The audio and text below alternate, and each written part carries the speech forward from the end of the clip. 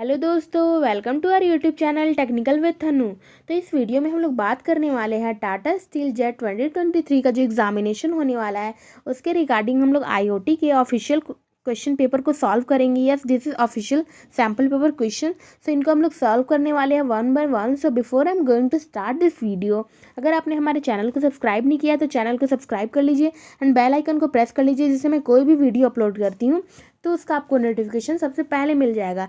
And yes, Telegram group को join नहीं किया है तो उसका लिंक आपको डिस्क्रिप्शन बॉक्स में as well as comment box में पिन होगा, वहाँ से आप ज्वाइन कर सकते हो।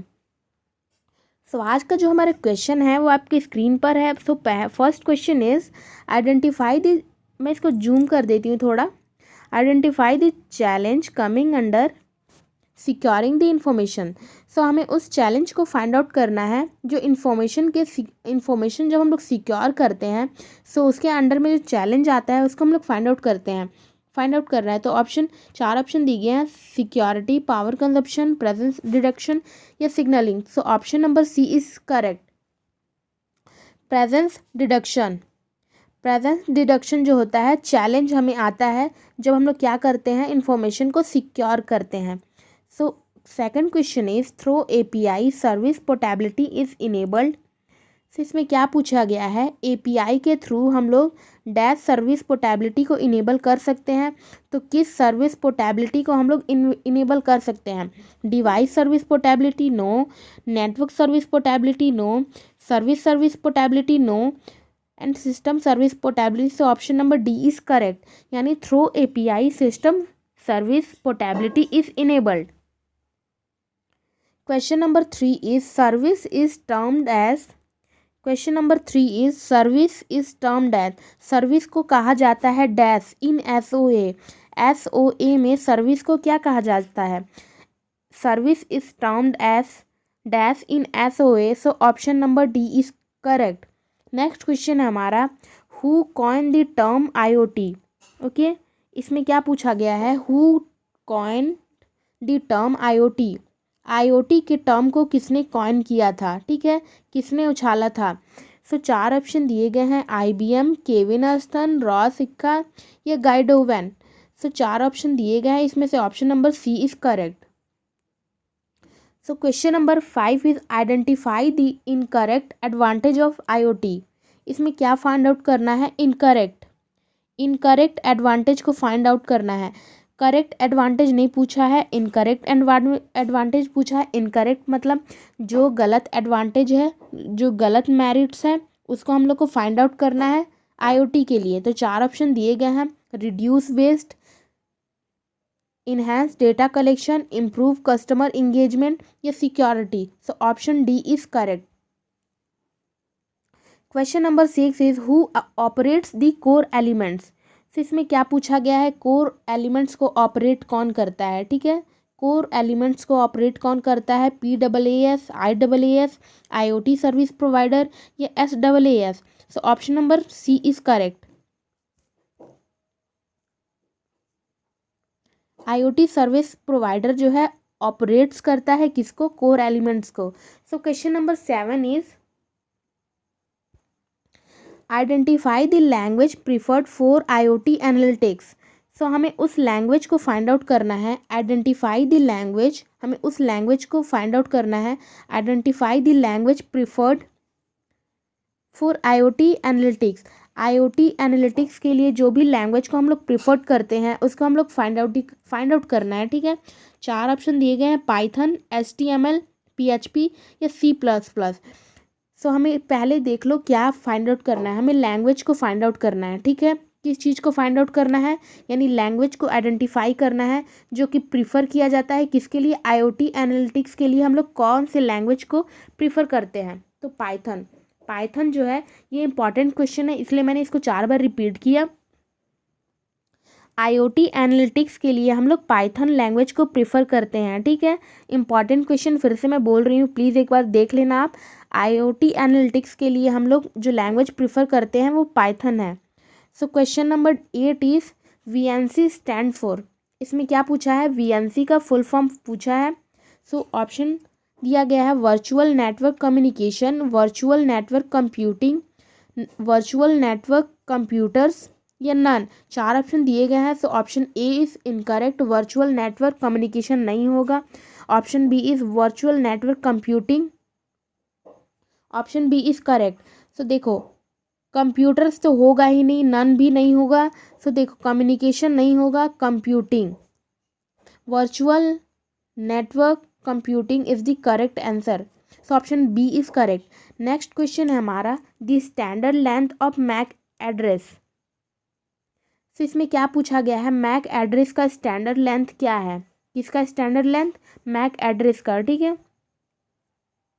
Standard length of MAC address, चार ऑप्शन दिया गया है, 16 बाइट्स, 48 बाइट्स, बिट्स, 32 बिट्स और 8 बाइट्स। ठीक है, so option number B is correct, 48 bits. ठीक है, ठीक है, so standard length of MAC address is 48 bits. Next question है, question number 10 is, and yes बहुत सारे IoT and current industries trends के जो है क्वेश्चन ऑलरेडी करवा दिए गए हैं, जो कि काफ़ी इंपॉर्टेंट है। आप चाहो तो उनको वीडियो 1 बाय 1 करके देख सकते हो। उनका लिंक जो है आपको डिस्क्रिप्शन बॉक्स में मिल जाएगा, प्लेलिस्ट का लिंक आपको डिस्क्रिप्शन बॉक्स में मिल जाएगा, वहाँ से आप उनको देख सकते हैं। एंड जितने भी सैम्पल पेपर्स हैं डिफरेंट डिफरेंट ब्रांचेस के, like civil, mechanical, electricals, electronic, official sample paper वो ग्रुप में शेयर्ड है, वहाँ से आप जाके उनको एक्सेस कर सकते हो। और सिविल मैकेनिकल के कुछ क्लासेस भी हैं इसी चैनल पे, सो आप उनको वहाँ से जाके देख सकते हो। So I hope that will be helpful for your exam purpose. So question number 10 is, the state which is having largest deposition of chromium in India. इसमें पूछा गया है द स्टेट राज्य के बारे में पूछा गया है, विच हैविंग लार्जेस्ट, जिसके पास लार्जेस्ट डिपोजिशन ऑफ थ्रोमियम। ऐसे स्टेट के बारे में पूछा गया है जिसके पास बहुत बड़े अमाउंट में उसके पास थ्रोमियम हो, वो भी इंडिया में। चार ऑप्शन दिया गया है, Tamil Nadu, Jharkhand, Kerala and D is Andhra Pradesh. सो सारे ऑप्शन गलत हैं, option D is correct, Andhra Pradesh is the correct answer. Andhra Pradesh के पास थ्रोमियम की जो मात्रा है वो बहुत ज़्यादा पाई जाती है, लार्जेस्ट अमाउंट में यहाँ पर पाई जाती है। ठीक है, question number 11, which of the following group of factor, sorry for that.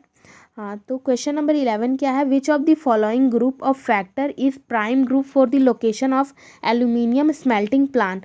Aluminium smelting का मतलब क्या हुआ, आप लोकल लैंग्वेज में समझ सकते हो। स्मेल्टिंग मतलब उसको पिघलाना, ठीक है, एल्यूमिनियम को हम लोग पिघलाते हैं। स्मेल्टिंग का थोड़ा सा थियरी है, सो काफ़ी टाइम इन्वेस्ट होगा, आप स्मेल्टिंग को समझ सकते हो, उसको पिघलाना। ठीक है, स्मेल्ट करना, यानी जो वो एल्यूमिनियम हमें लाइक पियर फॉर्म में नहीं मिलता है, सो उसके लिए हमें बहुत सारे प्रोसेस करना पड़ता है। सो एल्यूमिनियम हमें पियर फॉर्म में मिलता है।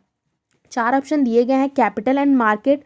सो इसमें पूछा गया है, which of the following group of factor is the prime group for the location of aluminium smelting plant. So capital and market, क्या कैपिटल एंड मार्केट होना चाहिए, ऑप्शन गलत। इसमें पूछा गया है एल्युमिनियम स्मेल्टिंग प्लांट अगर करते हैं तो क्या कैपिटल एंड मार्केट की ज़रूरत है, no. Raw material and electricity, yes. अगर आप एल्युमिनियम को स्मेल्ट करते हो, पिघलाते हो, तो क्या आप उसके लिए क्या पिघला रहे हो, आप एल्युमिनियम को स्मेल्ट कर रहे हो, मेल्ट कर रहे हो, तो उसके लिए आप एल्युमिनियम के लिए आपको रॉ मटेरियल तो चाहिए ना, यानी एल्युमिनियम तो आपको चाहिए होगा, चाहे वो प्योर फॉर्म में हो या ना हो। एंड इलेक्ट्रिसिटी, एंड उसके लिए इलेक्ट्रिसिटी भी चाहिए ही। सब कोई भी क्वेश्चन करे एग्ज़ाम में तो उस क्वेश्चन को ध्यान से पढ़ना, ठीक है, क्योंकि आप 2 से 3 बार अगर क्वेश्चन पढ़ते हैं सो क्वेश्चन आपको समझ में आएगा कि क्या लिखा हुआ है, लेबर एंड रॉ मटेरियल। ठीक है, दिस ऑप्शन, यस, लेबर ज़रूरत है, ठीक है, एल्युमिनियम स्मेल्टिंग प्लांट के लिए लेबर ज़रूरत है, लेकिन इलेक्ट्रिसिटी ज़्यादा है, क्योंकि एल्युमिनियम का जो मेल्ट होता है वो जो होता है बड़े बड़े लाइक देखो, आयरन ओर को हम लोग आयरन का नाम सुना होगा आपने, आयरन लोहा। आयरन ओर को जब हम लोग स्मेल्ट करते हैं तो ब्लास्ट फर्नेस में स्मेल्ट करते हैं। एंड ब्लास्ट फर्नेस जो होता है काफ़ी बड़ा होता है, काफ़ी बहुत ही बड़ा होता है। सो उसको हम लोग स्मेल्ट करते हैं। वो ब्लास्ट फर्नेस किसके थ्रू चलता है? वो हीट के थ्रू चलता है और उसमें इलेक्ट्रिसिटी की ज़रूरत पड़ती है। सेम केस ऐसा आप मान सकते हो। Capital and transport, so this option is wrong. So क्या एल्यूमिनियम स्मेल्टिंग प्लांट के लिए हमें कैपिटल की ज़रूरत है, पैसे की ज़रूरत है? यस, पैसे की ज़रूरत है। Transport, no. So option B is correct. Question number 12 is, which one of the following group of state having largest number of cotton textile center? इसमें सबसे बड़ा कॉटन टेक्सटाइल सेंटर के बारे में पूछा गया है, वो भी स्टेट में। ठीक है, cotton textile centre for state. So Gujarat and Maharashtra, Karnataka and Tamil Nadu, Maharashtra and Madhya Pradesh, Uttar Pradesh and Gujarat. So option number A is correct, Gujarat and Maharashtra. Question number 13 is,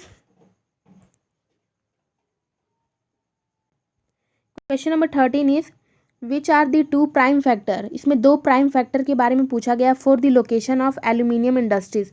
aluminium industries के लोकेशन के लिए टू प्राइम फैक्टर के बारे में पूछा गया है। अगर एल्यूमिनियम इंडस्ट्रीज होती है तो क्या क्या प्राइम फैक्टर हो सकता है लोकेशन के लिए? For the location of market and labour, transport network and water supply, cheap and regular supply of electricity and bauxite. Yes, अगर हमें कोई भी रॉ मटेरियल चीप में मिलेगी तो हम उसको एक्सेप्ट करेंगे, हम उस लोकेशन को एक्सेप्ट करेंगे। अगर आपने कहीं भी एल्यूमिनियम इंडस्ट्रीज ऐसे जगह खोल दी कि आपने खोल दिया दिल्ली में और आपको मंगवाना पड़ रहा है कहाँ? बिहार से। तो देखो, ट्रांसपोर्टेशन का खर्चा ही बहुत, आने जाने का खर्चा ही बहुत हो जाएगा। सो आप वैसे जगह एल्यूमिनियम इंडस्ट्रीज को खोलना चाहोगे, लाइक वहाँ पर माइंस खोलना चाहोगे जहाँ पर उसकी उपलब्ध हो, जहाँ पर वो फैसिलिटी जो है अवेलेबल है। ठीक है, लाइक कोयला का जो यहाँ पर माइंस होता है, कोयला का माइंस वहीं पर हम लोग खोलते हैं जहाँ पर हमें पता होता है कि यहाँ से हमें कोल मिल सकता है। उसी जगह से हम लोग माइंस को ऑब्टेन करते हैं, माइंस वहाँ पर इस्टेब्लिश करते हैं, फिर वहाँ पर से कोल को ऑब्टेन करते हैं। सेम केस है। सो यहाँ पर क्या होना चाहिए? Cheap and regular supply of electricity. Electricity का हमें ज़रूरत है एल्यूमिनियम के लिए, and bauxite. So option number C is correct. Transport network and water supply, इसका कुछ लॉजिक ही नहीं है। Market and labour, no. इसमें से आपको प्राइम फैक्टर यानी मेजर फैक्टर के बारे में बताना है। ठीक है, देखो इस क्वेश्चन को थोड़ा और मैं एक्सप्लेन करती हूँ क्योंकि ये थोड़ा सा इंपॉर्टेंट है। एल्यूमिनियम इंडस्ट्रीज़ के लिए हमें मार्केट एंड लेबर की ज़रूरत है, लेकिन इसमें क्या पूछा है? प्राइम फैक्टर, मतलब मेजर फैक्टर क्या है? सबसे बड़ी इंपॉर्टेंट फैक्टर के बारे में पूछा है, मतलब सबसे ज़्यादा किस चीज़ की ज़रूरत है। तो पहले सबसे ज़्यादा इंपॉर्टेंट के बारे में हम देखेंगे, फिर उससे कम, सबसे ज़्यादा इंपॉर्टेंट, फिर उससे कम, फिर उससे कम, फिर उससे कम। सो क्या हमें मार्केट एंड लेबर, नेक्स्ट देखते हैं ट्रांसपोर्ट नेटवर्क, फिर चीप। तो सबसे ज़्यादा हमें इस चीज़ की ज़रूरत है, प्राइम फैक्टर ये है हमारे लिए। So question number 14 is, most of integrated steel plant in India are located in. इसमें स्टील प्लांट के बारे में पूछा गया है, ठीक है, जो कि इंडिया में लोकेटेड है। तो चार ऑप्शन दिए गए हैं, Malwa plateau, Bundelkhand plateau, Meghalaya plateau, Chota Nagpur plateau. So option number D is correct. Next question है हमारा, what is the per capita consumption of steel per annum in India. इसमें पर कैपिटा कंजप्शन के बारे में पूछा गया है, पर कैपिटा कंजप्शन, वो भी steel per annum in India. तो चार ऑप्शन दिए गए हैं, 28 kg, 30 kg, 32 kg, 34 kg। So option C is correct, 32 kg। ठीक है, सो आई होप आपको ये सारे क्वेश्चन समझ में आए होंगे। फिर भी कुछ क्वेश्चन में डाउट होता है तो आप उनको पूछ सकते हैं। सो मैं एक बार और फिर से बता देती हूँ, जहाँ पर भी प्राइम फैक्टर बोला जाए,